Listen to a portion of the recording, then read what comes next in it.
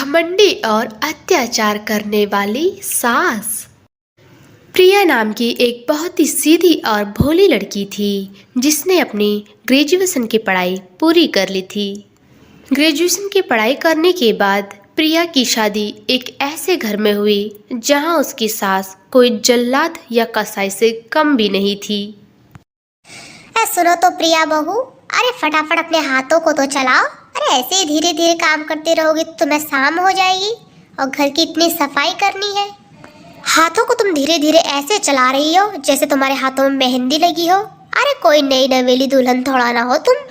और ऐसे ही कौशल्या अपनी बहू प्रिया पर रोज अत्याचार करती और उस पर काम के लिए रौब जमाती रहती थी। सुबह से लेकर शाम तक घर का सारा काम करने के बाद प्रिया बहुत ही थक जाती है, इसलिए वह अपने कमरे में आराम करने के लिए चली जाती है। प्रिया जैसे ही आराम करने लगती है तभी उसकी सास उसे जोर जोर से आवाज लगाने लगती है। सुनो प्रिया बहू, अरे कहाँ मर गई तू? जी मम्मी जी, आ रही हूँ। और ऐसा कहकर प्रिया अपने सास के पास चली जाती है। जी मम्मी जी, बोलिए क्या बात है? हाँ बहू, ये सही है, सारा दिन बस आराम करते रहो कमरे में, ये नहीं कि घर का काम कर लो। काम चोरी करने का तो तुम्हें 101 बहाने आते हैं, काम चोर कहीं की। अरे अब बाथरूम में सारे कपड़े रखे हैं और कपड़े धो लो और उसके बाद मेरे पैर दबाने के लिए आ जाना, मेरे घुटनों में बहुत दर्द हो रहा है। कौशल्या थोड़ा घमंडी थी, वह अपनी बहू पर काम के लिए प्रेशर डालती रहती थी, जबकि सारा घर का काम प्रिया ही करती थी। फिर भी उसे बहुत ही बातें सुनाती, उसे कामचोर कहती थी। प्रिया ने घर का सारा काम किया, फिर अपनी सास के पैर दबाने के लिए चली गई। अरे बहू जरा अच्छे से पैर दबा, क्या तेरे हाथ में दर्द हो रहा है जो मेरे पैर अच्छे से नहीं दबा रही? अरे जरा ताकत लगा के दबा, पैरों में मेरे बहुत दर्द हो रहा है। मम्मी जी अच्छे से ही दबा रही हूँ, जितना मुझसे हो पाएगा उतना मैं कर रही हूँ, मेरे खुद के भी हाथों में दर्द हो रहा है। अरे प्रिया बहू, बहुत ही पटर पटर जबान चल रही है तेरी। अरे ज़्यादा जबान चलाएगी तेरी जीभ काट डालूंगी मैं। ऐसे ही कहा सुनी में फिर अगली सुबह होती है। प्रिया जल्दी से सुबह उठकर अपने किचन में काम करने लगती है तो उसकी सास फिर उसे कहती है, अरे बहू फटाफट काम करो, उसके बाद मेरे कपड़ों पर प्रेस कर देना, रात को आज मैंने पार्टी के लिए जाना है। सास के इतना कहते ही बाहर हॉल में प्रिया की एक बहुत ही पुरानी दोस्त उसके घर आ जाती है। अरे स्नेहा, तुम मेरे घर आज कैसे आ गई? अरे प्रिया, वो मैं मार्केट आई थी तो मैंने सोचा अपनी पुरानी दोस्त प्रिया से भी मिलकर आ जाती हूँ। स्नेहा, ये तो तुमने बहुत ही अच्छा किया, अब मैं तुम्हारे लिए खाना बना के लेके आती हूँ। अरे प्रिया बहू, पहले चाय के लिए तो पूछ लो। अरे प्रिया, तुम्हारी सास तो बहुत ही अच्छी है, तुम्हारा कितना ख्याल रखती है। हाँ हाँ बेटा स्नेहा, अरे मेरी बहू है तो मैं अच्छा नहीं मानूंगी तो कौन मानेगा। अरे बहू तू चल अंदर चल, मुझे तुझसे एक बात करनी है। स्नेहा बेटा, तब तक तुम बैठ जाओ आराम से।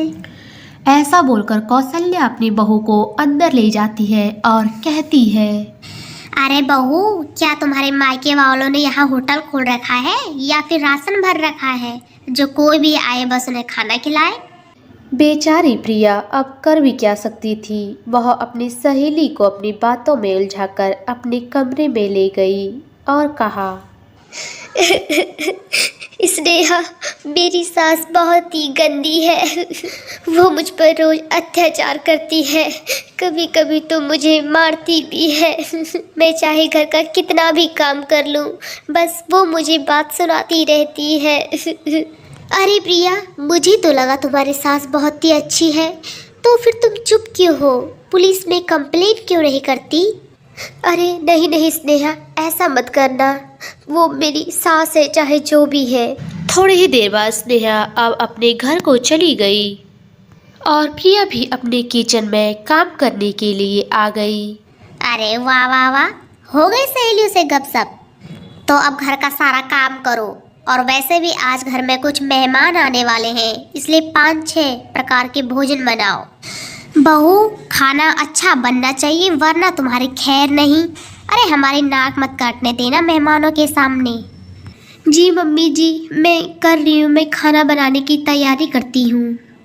और जरा बर्तनों को रगड़ रगड़ के साफ किया कर। अरे चांदी जैसे चमकने चाहिए बर्तन, जरा ठीक से साफ किया कर। ऐसा कहकर कौशल्या अपने हॉल में चली जाती है तो देखती है कि वहाँ उनके मेहमान पहुँच चुके हैं। आइए आइए, आपका स्वागत है। आते ही मेहमानों ने खाना खाया और पेट भर खाना खाने के बाद कौशल्या से कहते हैं, अरे कौशल्या, ये तुम्हारी बहू ने कैसा खाना बनाया है, बिल्कुल बेस्वाद। अरे तुम्हारे घर खाना खाने से अच्छा था हम कोई होटल में खाना खा लेते।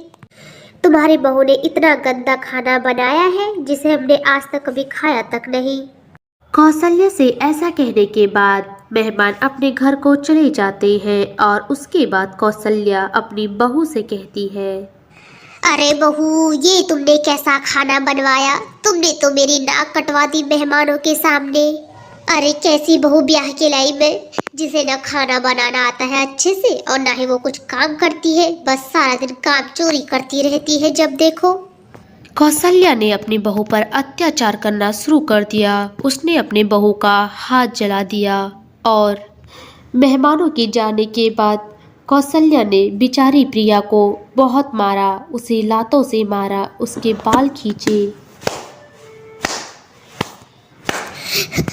मम्मी जी मेरे साथ ऐसा मत करो, मम्मी जी मुझे मत मारो। कौशल्या को अपनी बहू पर अत्याचार करता देख उनके पड़ोसी यहाँ पर आ गए। कौशल्या, हम महिला सशक्तिकरण से हैं। हमने सुना है कि तुम अपनी बहू पर बहुत ही अत्याचार करती हो। तुम अपनी बहू को बहुत ही मारती पीटती हो, इसलिए हम तुम्हें पुलिस के हवाले करने के लिए आए हैं। अरे तुमने तो अपनी बेचारी बहू पर बहुत ही अत्याचार कर लिए, अब खाओ तुम जेल की हवा। सभी महिलाओं को देख कौशल्या बहुत ही डर जाती है और कहती है, पुलिस, जेल, मुझे माफ़ कर दो। आज के बाद मैं अपनी बहू के साथ ऐसा कभी नहीं करूँगी। तुम सभी लोग मुझे जेल मत ले जाओ। मैंने अपनी बहू पर बहुत ही अत्याचार किए, उसे बहुत ही मारा पीटा, पर मेरी बेचारी बहू इतनी अच्छी है कि उसने आज तक कभी किसी को नहीं बताया कि मेरी बहू मुझ पर अत्याचार करती है। प्रिया बहू, मुझे माफ़ कर दो, मैंने तुम्हारे साथ बहुत ही अन्याय किया है। अरे मैंने तो तुम्हारा हाथ तक भी जला दिया। नहीं मम्मी जी, आप मुझसे माफ़ी मत मांगिए, आप मुझसे बहुत बड़ी हैं।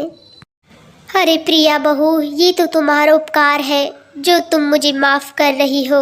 मैंने तो तुम्हारे साथ कितना बड़ा अन्याय किया, तुम्हारे साथ कितना अत्याचार किया। और अब ऐसे ही कौशल्या को अपनी गलती का सबक मिल चुका था, जिससे कि अब वह अपनी बहू पर कोई भी अत्याचार नहीं करती थी।